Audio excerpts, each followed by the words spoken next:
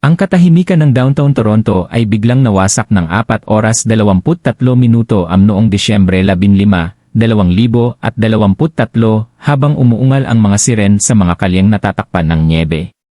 Sa loob ng kondo sa 28 floor na nakaharap sa Lake Ontario, natuklasan ng mga paramedic ang isang eksenang hindi maipaliwanag. Ang mga pattern ng wedding mehendi ay maliwanag pa rin sa mga walang buhay na daliri. Mga talulot ng rosas na nakakalat sa marmol na sahig na ngayon ay pinintahan ng kulay pula. Tradisyonal na Indian wedding music ang mahinang tumutugtog mula sa speaker na nabasaan ng dugo, na lumilikha ng nakakakilabot na soundtrack sa horror. Ang security footage ay nagpakita lamang ng 2 tao na pumasok sa building ng gabing iyon. Isang nakasisilaw na bride at tapat na groom na bumabalik mula sa kanilang selebrasyon, ngunit isang boses lamang ang tumawag sa 911, nanginginig habang nag-uulat ng home invasion na napunta sa mali. Napansin ni Detective Sarah Morrison na ang emergency call ng groom ay tumagal ng eksaktong 47 segundo. Hindi niya alam na ang paglutas sa kanyang maingat na ginawang kasinungalingan ay aabutin ng 47 araw, na magbubunyag ng isang international conspiracy na kumitil ng 12 ng buhay sa 3 kontinente. 6 na buwan ang nakalipas, si Preya Mehta ay naglalaman ng bawat sakripisyo ng pamilyang imigrante na naging pag-asa. Sa 25 taong gulang, siya ay nag-navigate sa kanyang masikip na apartment sa Toronto na may tahimik na determinasyon, video calling ang kanyang pamilya sa Ahmedabad tuwing 9 oras left ng eksakto. Ang mga pamilyar na tunog ng pagluluto ng kanyang ina at evening prayers ng kanyang ama ay lumilikha ng tulay sa imposible na distansya. Bilang isang cybersecurity analyst na kumikita ng $67,000 taon-taon, si Preya ay mayroong mga kasanayan na kinatatakutan ng karamihan sa mga kriminal. Ang kakayahang mag-trace ng digital footprints, mag-analyze ng patterns, mag-decrypt ng hidden communications. Ang kanyang ama, isang retired government clerk, ay nag-liquidate ng modestong gold inheritance ng pamilya upang pondohan ang kanyang immigration journey. Ang kanyang ina ay nagtuturo sa mga bata sa neighborhood tuwing gabi upang madagdagan ang living expenses ni Preya. Brilliant sa data ngunit trusting sa mga tao, iginagalang ni Preya ang tradisyonal na sistema na humubog sa mga henerasyon. Nang magmungkahi ang kanyang mga magulang na mag-explore ng matrimonial platforms para sa suitable match, siya ay sumang-ayon ng masigasig. Maghanap ng isang taong pinahahalagahan ng ating kultura, sabi niya sa kanila, isang taong igagalang ang legacy ng ating pamilya. Ang Show Connect Premium Profile ni David Singh Malhotra ay parang gawa ng Diyos. 29 years old, Canadian citizen ng Punjabi heritage, international business consultant, traditional family values. Ang kanyang mga larawan ay nagpapakita ng isang thoughtful na lalaki na may malambot na mga mata, palaging nakadamit ng conservative, madalas sa gurdwaras o cultural celebrations. Ang kanilang 6 na buwang courtship ay nag-unfold na parang fairy tale. Tumatawag si David ng punctual pagkatapos ng 8 oras nagsasalita ng fluent Gujarati na lubos na humanga sa kanyang ama. Alam niya ang tradisyonal na mga kanta, naiintindihan ang festival customs, nagdidiskusyon ng marriage bilang sacred family union kaysa mere romantic partnership. Ngunit ang analytical mind ni Preya ay paminsan-minsan ay nakakadetekta ng inconsistencies na itinaboy ng kanyang puso. Bakit paminsan-minsan ay nawawala ang kanyang Gujarati accent sa ibang regional dialects? Bakit niya tinatanggihan ang video calls sa ilang oras, claiming client confidentiality? Ang mga tanong na ito ay kumukislap ng sandali bago nalunod ng kanyang thoughtful gestures at buong pusong approval ng kanyang pamilya. Ang hindi nakita ni Preya ay ang meticulous preparation notes ni David. Ipinanganak bilang David Kumar sa Montreal sa atheist parents na iniwan siya sa 16 na, gumugol siya ng mga taon sa pag-aaral ng Indian culture na parang academic subject. Ang tunay niyang expertise ay hindi business consulting. Ito ay psychological manipulation na pinino sa 6 na nakaraang marriages. Si David Singh Malhotra ay umiiral lamang sa papel at sa performance. Sa 29, naperpekto niya ang sining ng pagiging eksakto kung ano ang nais ng tradisyonal na pamilya, successful enough para magbigay ng security, traditional enough para igalang ang elders, Canadian enough para mag-alok ng citizenship prospects, vulnerable enough para makakuha ng sympathy. Ang kanyang downtown Toronto condo ay maingat na stage theater. Furniture na hinalo ng strategiko sa authentic Indian artifacts na binili mula sa estate sales. Ang list inri sa garage ng building ay mukhang respectable nang hindi sumisigaw ng wealth. Business cards na nagbabasa ng Independent Consultant Global Trade Relations ay mukhang impressive habang walang nagbubunyag na verifiable. Sa mga video calls sa pamilya ni Preya, ang cultural knowledge ni David ay dumadaloy ng walang hirap. Nagdidiskusyon siya ng 1,900 at 70 Bollywood films ng may nostalgic accuracy. Naalala ang religious festivals nang hindi nagko-consult ng calendars. Alam niya eksakto kung aling compliments ang magpapangiti ng may pride sa conservative mothers. Ang kanyang respectful courtship distance, no pressure for meetings, no inappropriate comments, ay nakumbinsi ang tradisyonal na parents na natuklasan ng kanilang anak ang rare gem. Ang family story na kanyang ginawa ay heartbreaking at sympathetic. Loving parents na nag-immigrate sa Vancouver noong 1980, nagtayo ng successful small business, pinalaki ang kanilang devoted son ng may unwavering values. Tragically, namatay sila sa highway accident 18 months ago, na iniwan si David na emotionally devastated, ngunit determined na igalang ang kanilang memory sa pamamagitan ng traditional family building. Kailangan ko kung ano ang meron ng aking mga magulang, sabi niya kay Preya sa isang maingat na scripted evening call. Isang partnership na nakabatay sa mutual respect, shared values, cultural pride. Ang hindi pinaghihinalaan ni Preya ay ang iba pang mga laptop na palaging tumatakbo sa tabi ni David sa kanilang mga conversation. Ang Miyerkules evenings at Linggo mornings ay hindi mysteriously busy. Ito ay reserved para kay Angeli sa Vancouver at Shreya sa Calgary. Bawat babae ay tumatanggap ng identical courtship scripts na binago lamang para sa regional preferences at family dynamics. Hindi ito ang unang arranged marriage ni David. Hindi ito ang huli. Para kay Preya Mehta, ito ay lahat at wala na siya ay nangarap. Ang Maharaja Banquet Hall ay puno ng selebrasyon noong Disyembre 14 na 2023. 200 guests ang napuno sa eleganteng Mississauga venue na dekorado ng marigold garlands at soft pink roses. Ang $40,000 budget ay lumikha ng maximum impact, traditional enough para masiyahan ang elderly relatives, sophisticated enough para ma-impress ang Canadian-born cousins. Ang mga magulang ni Preya ay dumating mula sa India 5 araw na mas maaga, overwhelmed ng may gratitude sa kanilang son-in-law na humawak ng arrangements ng flawless. Si David ay gumalaw sa pre-ceremony preparations na parang seasoned performer, binabati ang mga uncles sa regional Punjabi dialects, binabasbasan ang mga aunties sa classical Hindi, nagdidiskusyon ng business prospects sa younger men gamit ang insider terminology na kanyang memorized. 2 details ang mukhang slightly unusual. Ang mga magulang ni David ay nanatiling conspicuously absent despite promising attendance, explained through sudden COVID complications sa Vancouver. Ang wedding photographer, introduced simply as family friend, ay mukhang unusually focused sa pag-capture ng detailed shots ng jewelry ni Preya, family interactions, at personal documentation. Napaligiran ng intoxicating chows ng selebrasyon, ang mga minor inconsistencies na ito ay natunaw sa traditional Indian wedding joy. Si Preya ay glowed ng may complete happiness, finally feeling whole, siya ay lumakad ng hindi alam sa pinaka-sophisticated trap ng humanity. Nang 11:47 ang newlyweds ay sa wakas ay umabot sa Bay Street condo ni David.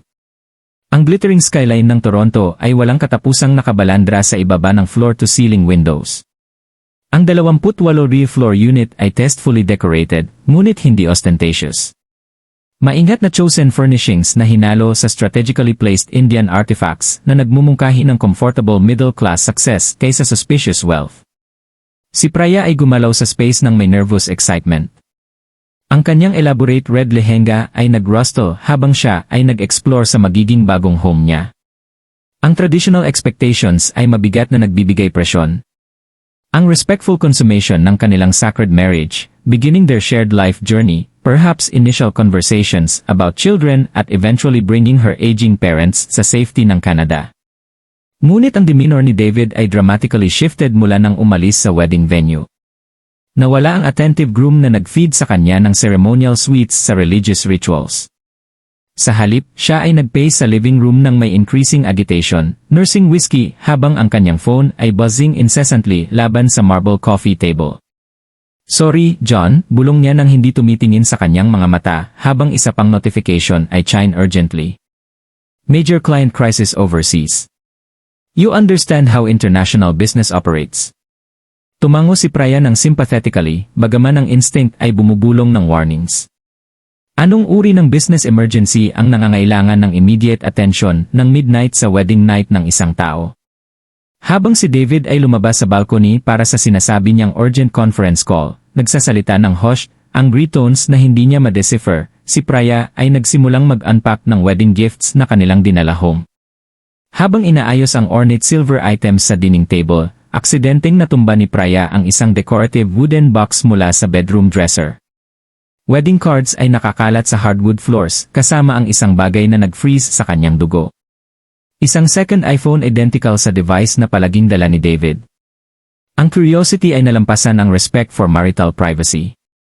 Ang phone ay hindi password protected, isang careless mistake na magiging catastrophic. Ang message history ay nagpahina sa kanyang tiyan.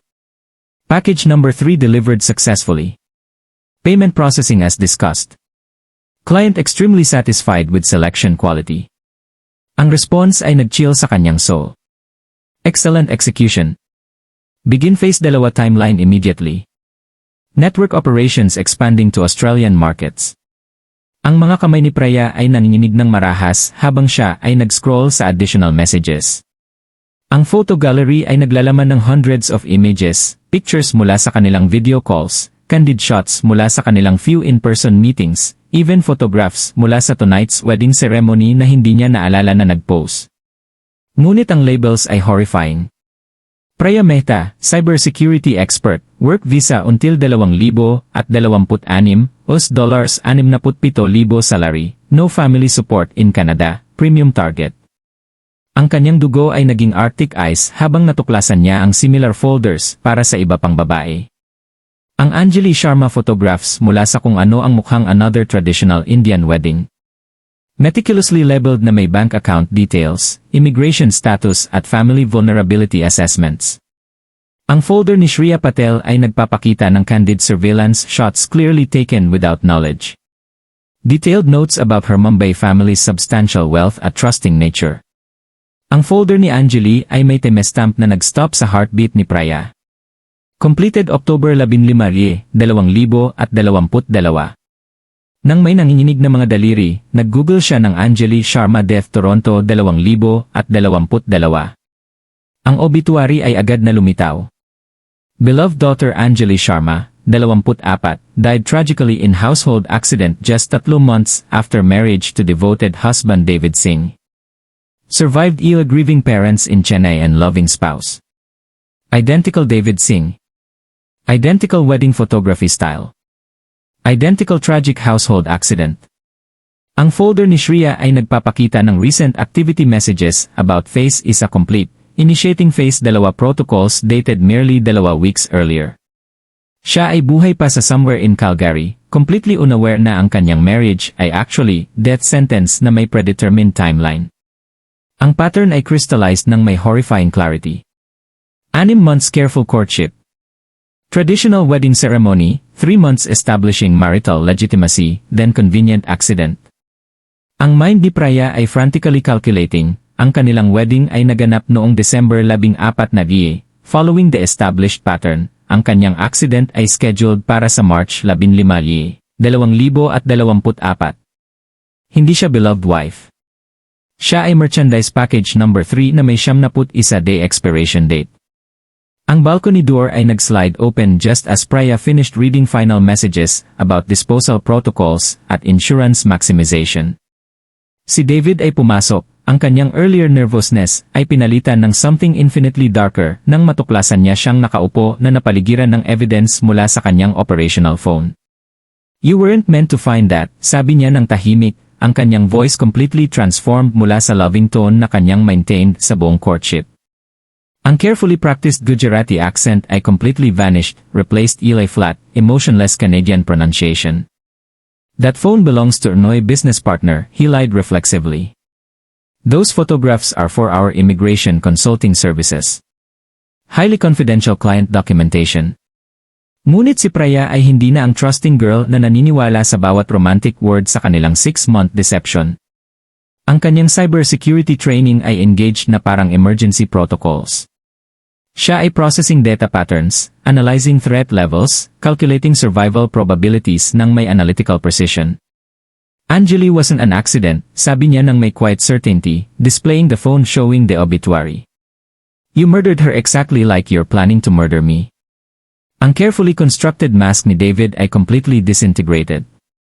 Ang loving husband expression ay dissolved, revealing something predatory at calculating underneath. Siya ay umupo across from her nang may casual confidence ng apex predator cornering wounded prey. Angeli became problematic, paliwanag niya ng matter-of-factly. Started demanding access to financial accounts. Wanted to control her immigration paperwork independently. Asked too many questions about Noy business travels at unexplained income sources. He shrugged ng may disturbing indifference. She forgot her designated role in our arrangement. Ang casual cruelty sa kanyang tone ay nagpa-crawl sa skin ni Praya ng may revulsion. This is organized crime, isn't it? You're not the decision maker, just an employee. Ngumiti si David ng walang warmth, pleased sa kanyang analytical accuracy. Exceptionally intelligent. That's precisely why you were selected above other candidates. Smart enough to handle the technical work we require. Naive enough to trust traditional family marriage arrangements. Your immigration status makes you perfect. If something unfortunate happens, authorities won't investigate too thoroughly. Just another tragic accident involving a lonely immigrant. Pinilit ni Praya na mukhang defeated, tumatango ng dahan-dahan na parang accepting inevitable fate. What do you need me to do? Maintain the perfect wife performance. Handle some financial transfers using your cybersecurity access. Assist with documentation forgery. Prove you're more valuable alive than dead. He leaned forward ng may predatory intensity. Cooperate completely and perhaps you'll survive longer than Angeli managed. Ngunit behind her submissive expression, ang mind ni Praya ay racing through escape scenarios. Ang cybersecurity expert na nag-defend ng corporate networks against international hackers ay hindi surrendering ng walang deploying every skill she possessed. Sa sumunod na oras, ang arrogance ni David ay naging salvation ni Praya. Believing she was trapped at psychologically broken, siya ay nagsimulang mag-reveal ng operational details ng may casual pride ng someone describing a successful business venture sa trusted colleague. Show Connect Premium isn't merely a matrimonial website, paliwanag niya habang nagbubuhos ng another whiskey. It's a sophisticated hunting platform designed to identify and isolate perfect targets. We analyze specific demographic profiles, educated women on temporary visas, earning substantial salaries from traditional families who won't question expedited marriage arrangements. Ang methodology ay chillingly systematic. Phase 1 involved extensive digital reconnaissance, family financial assessments, immigration timeline pressures, social connection mapping within Canada. Phase 2 was psychological courtship na may operatives like David playing meticulously crafted roles designed to appeal sa conservative parents' deepest hopes. Phase 3 was marriage, always rushed due to manufactured visa emergencies or family health crisis. The real profit isn't from their modest salaries, continued ni David, clearly enjoying her mounting horror. It's the life insurance policies we arrange during marriage documentation chows. 750,000 per bride, sometimes exceeding 1,000,000. Amazing what people will sign when overwhelmed with wedding planning stress. Ang tiyan ni Praya ay churned habang naalala niya ang documents na kanyang signed ng may trust. Si David ay kumuha ng tablet displaying spreadsheets tracking multiple simultaneous operations across Canada. Si Shreya Patel sa Vancouver ay listed as Phase 2 Financial Integration, 87% complete. Her completion timeline showed final processing scheduled for January 15, 2024, exactly a month away. Shreya has already transferred her inheritance to joint investment accounts, paliwanag ni David ng may disgusting satisfaction. Exceptionally trusting girl believes her devoted husband is helping her diversify assets for their future children's education. Ang operation's true leader ay hindi si David, kundi si Mira Kapoor, ang mysterious photographer mula sa kanilang wedding celebration. A former immigration lawyer disbarred for systematic fraud, siya ang nagtayo ng network na ito sa loob ng 7 years, recruiting young men like David to perform as perfect traditional grooms. Mira possesses supernatural talent for psychological profiling, revealed ni David. She identified you at a Diwali community event 3 years ago, long before we initiated contact. Studied your social media patterns, learned your family dynamics, designed the perfect approach methodology. Ngunit ang network scope ay extended far beyond individual marriages. They operated an international franchise spanning 12 countries, specifically targeting communities where arranged marriage traditions created trust vulnerabilities. Australia, New Zealand, the United Kingdom, even parts of the United States. Anywhere traditional families valued matrimonial arrangements over independent courtship. We've processed over 200 women across 7 years, added ni David ng may revolting pride. 73% completion rate. You represent our most profitable demographic, technical skills, immigration dependency, family isolation, substantial earning potential. Ang victim profile ay terrifyingly specific. Women aged 23 to 30 on temporary work or study visas earning us $50,000 to us $100,000 annually from conservative families who valued arranged marriages over love matches. Women who would trust family-vetted selections at sign legal documents without excessive scrutiny. Your cybersecurity expertise makes you especially valuable, continued ni David.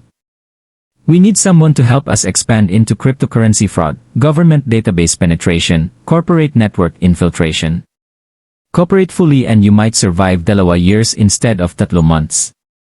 Habang ino-outline ni David ang kanilang technological expansion plans, ang training ni Praya ay activated na parang emergency software protocols. Kailangan niya ng digital evidence, secure communication channels, at multiple contingency strategies. Ang kanyang cybersecurity background ay nagturo sa kanya na complex networks always contained exploitable vulnerabilities. Pretending to listen submissively, siya ay nag-activate ng kanyang phone's advanced recording application. Military-grade software na kanyang installed for work presentations. Ang kanyang finger movements ay mukhang nervous fidgeting, ngunit siya ay systematically documenting everything habang simultaneously uploading files sa encrypted cloud storage networks. I need to use the bathroom, sabi niya ng tahimik, maintaining her defeated posture perfectly. Don't take long, reply ni David, too intoxicated at confident to suspect deception.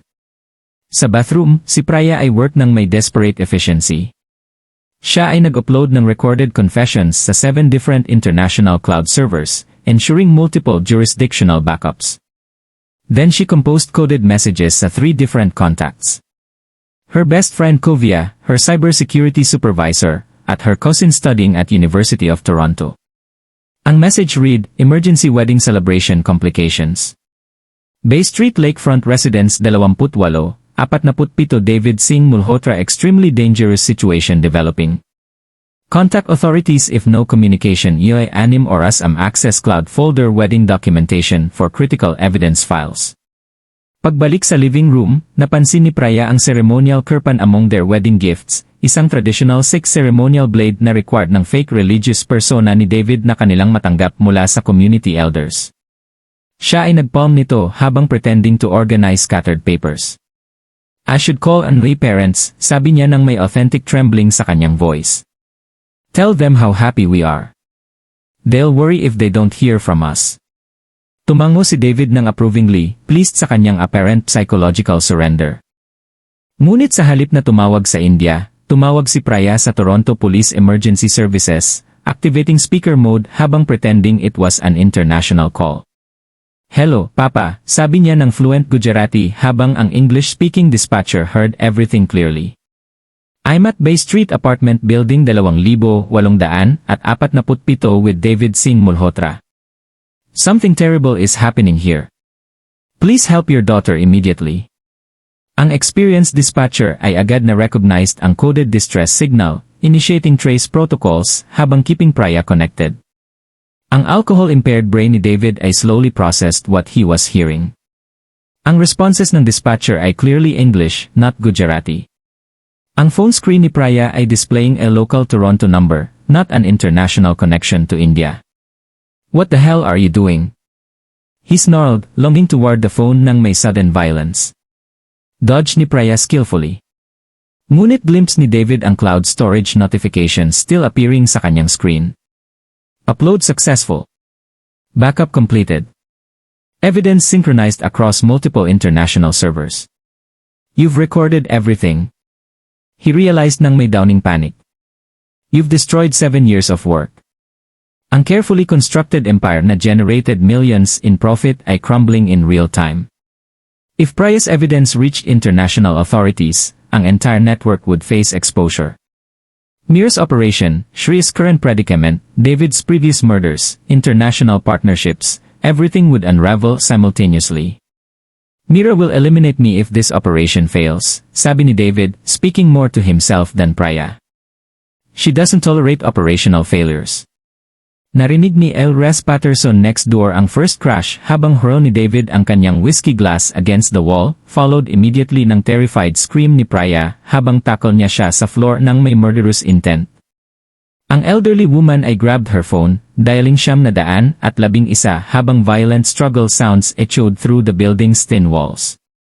Someone's being murdered in the apartment next door, sabi niya sa emergency dispatcher, ang kanyang voice shaking ng may terror.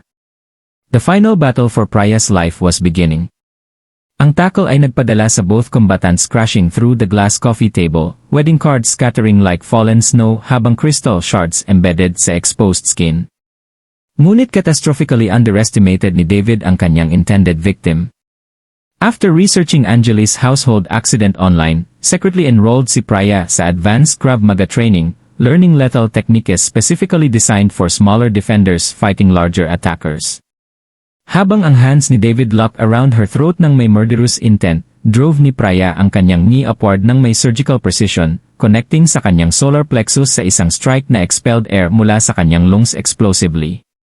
Ang kanyang death grip loosened just enough para makaroll away siya, grabbing ang ceremonial kirpan na kanyang strategically positioned behind throw pillows.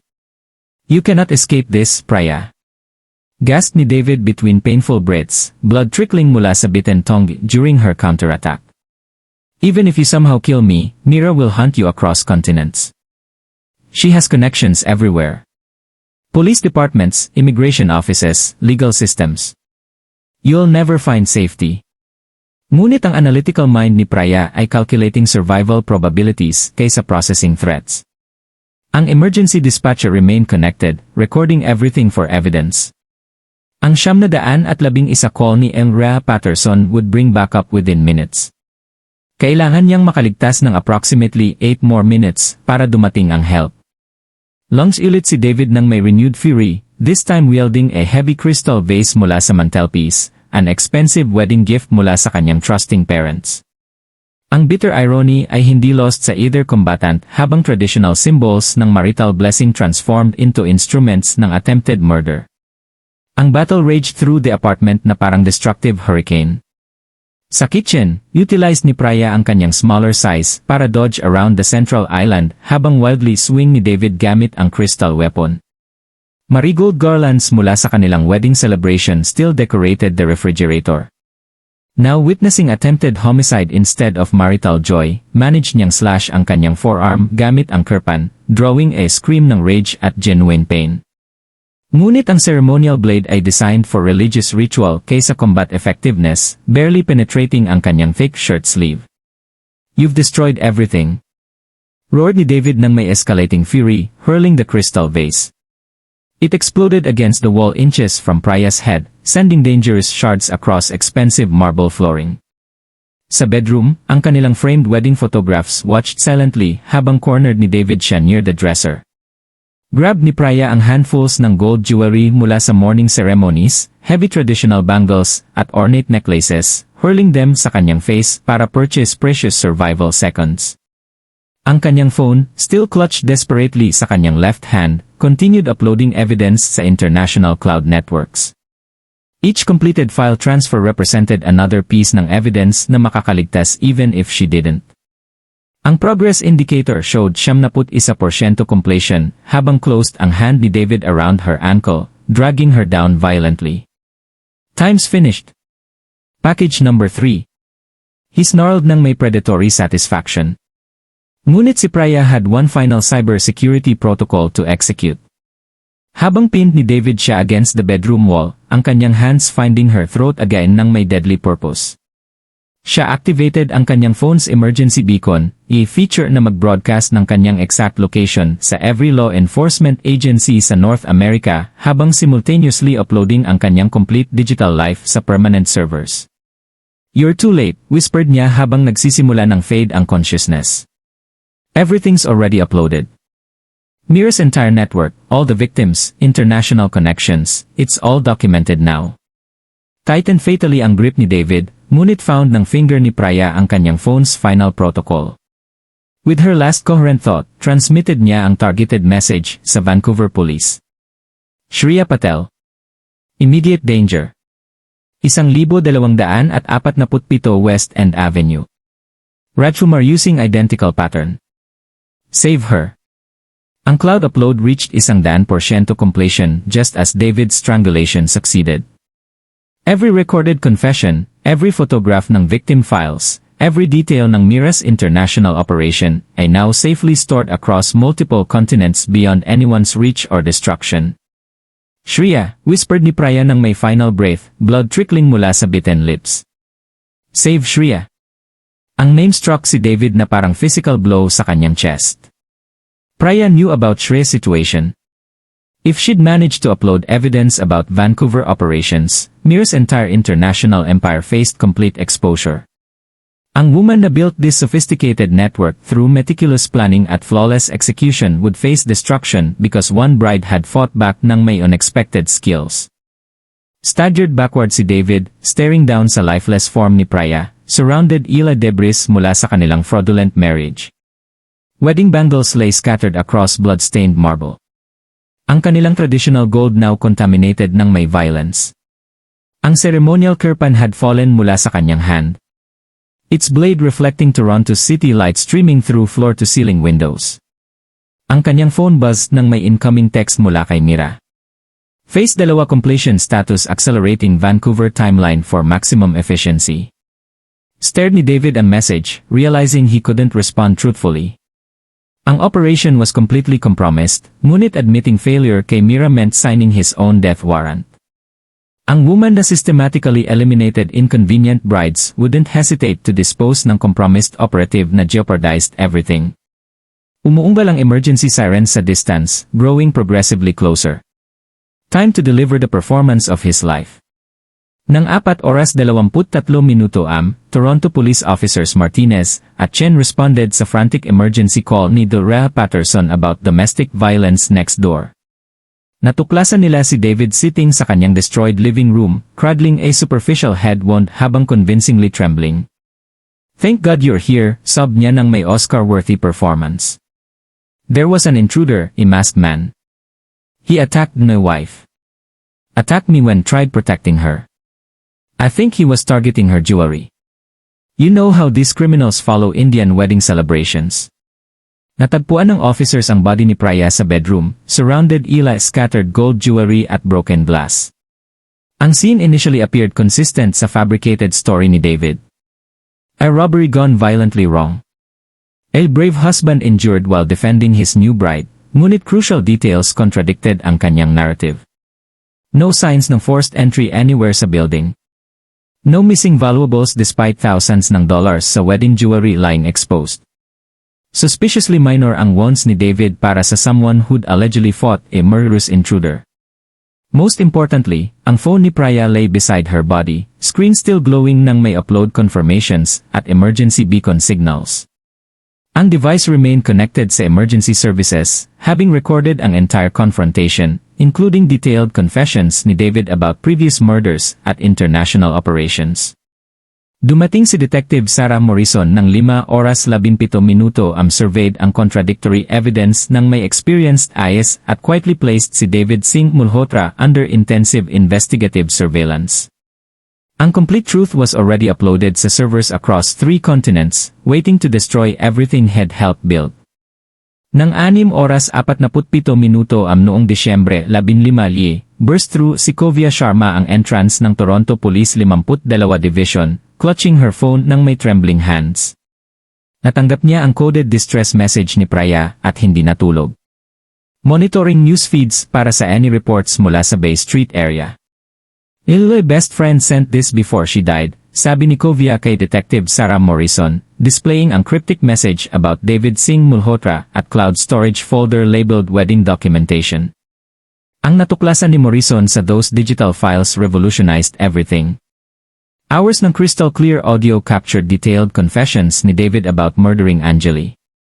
Ang systematic insurance fraud schemes at specific plans para sa elimination ni Shreya.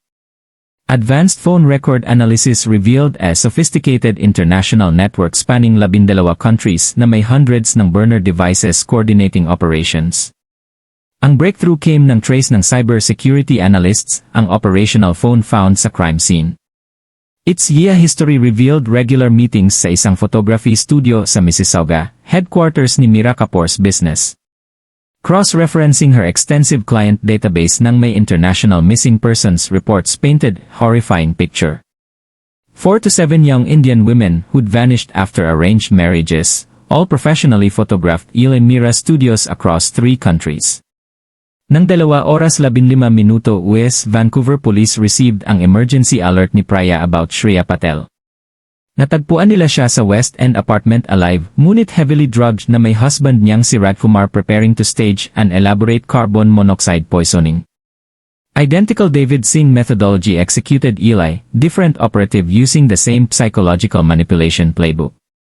Naapprehend si Mira Kapoor sa Toronto Pearson Airport attempting to board a flight to Dubai carrying a suitcase containing $4.7 million in cash, multiple fake passports, at encrypted drives containing client databases spanning international operations. Sa kanyang photography studio, uncovered ng investigators ang sophisticated criminal enterprise, industrial-scale document forgery equipment, detailed psychological profiles sa vulnerable women, at operational manuals for training perfect husband operatives. Ang scope ay staggering beyond initial comprehension. 47 confirmed victims over 7 years across 12 countries na may 31 deaths previously ruled accidental until Praya's evidence forced international reinvestigation. Ang network had stolen over $23 million through life insurance fraud, identity theft, cryptocurrency manipulation, at direct financial exploitation ng victims' families. Digital forensics revealed ang operation's true scale extended globally. Similar networks operated throughout Australia, New Zealand, the United Kingdom, at parts ng United States. Anywhere traditional arranged marriage customs could be systematically exploited for profit. Franchised murder si Mira, creating detailed training programs to replicate her methodology across international borders. Phone record analysis uncovered communications ng may organized crime syndicates sa Mumbai, Toronto, Vancouver, Sydney, at London. This wasn't simply marriage fraud. It was international human trafficking disguised as matrimonial services generating millions in profit annually. Ang revelation devastated ang tight-knit Indian community sa Brampton beyond repair. Families na joyously celebrated ang wedding nina David at Praya just 60 hours earlier now realized they'd blessed serial killer's performance. Ang Maharaja Banquet Hall, where the reception had occurred, was sealed as a crime scene habang collecting evidence ng investigators mula sa guests who'd unknowingly photographed an international predator. Dumating ang mga magulang ni Praya na sina Rajesh at Sunita Mehta mula sa Ahmedabad to confront unimaginable nightmare. Ang daughter na proudly nilang ibinigay sa traditional marriage had been murdered ng lalaking embraced nila as their son.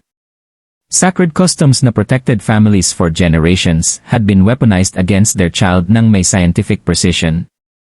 We trusted systems that raised us for centuries, sabi ni Rajesh sa international reporters through tears. How do we warn other parents that our holiest traditions are being used to murder our children? Ang cultural trauma spread like wildfire through arranged marriage networks across multiple continents. Sure to connect premium's entire client base evaporated overnight habang questioning ng families every profile, every perfect match, every respectful suitor na mukhang impossibly ideal. Exploded ang media attention internationally. Al Jazeera at major Indian news networks provided continuous coverage ng immigration policies na inadvertently created perfect victims. Ang #JusticeForPriya trended globally for weeks na may immigrant women sharing experiences ng isolation at systematic vulnerability. Community leaders across multiple countries organized emergency response systems. Ang Guru Nanak Gurdwara sa Brampton established 24 paghahati 7 multilingual helplines para sa women trapped sa suspicious marriages. Immigration lawyers volunteered thousands ng hours for free consultations. Technology workers created secure applications for reporting domestic abuse without compromising visa status. Finally received justice ang family ni Anjali Sharma na denied sa kanila for over 2 years. Her death sa October 2022, originally ruled accidental electrocution, was reclassified as premeditated murder. Their civil lawsuit against Chow Connect Premium at Associated Networks resulted sa $127 million settlement na forced fundamental changes sa matrimonial site verification processes worldwide. Nagsimula ang trial ni David Singh Malhotra sa September 2024, becoming one ng Canada's most intensively watched criminal proceedings. Faced ng may overwhelming digital evidence, every confession recorded, every financial transaction documented, every victim identified, ang kanyang defense team negotiated plea agreement to avoid potential death penalty debates. He received life imprisonment without any possibility ng parole for 7 counts ng first-degree murder na may additional consecutive sentences for fraud, identity theft, human trafficking, at immigration violations, ensuring he would never experience freedom again. Fought all charges si Mira Kapoor until revealed ng prosecutors ang evidence ng 43 additional networks operating internationally under her direct guidance at training. She accepted a life sentence in exchange for cooperating ng may global investigations na resulted sa 312 arrests across 17 countries. Ang legal aftermath fundamentally transformed immigration landscapes worldwide. Marriage-based visa applications now require mandatory 6-month cooling-off periods. Independent.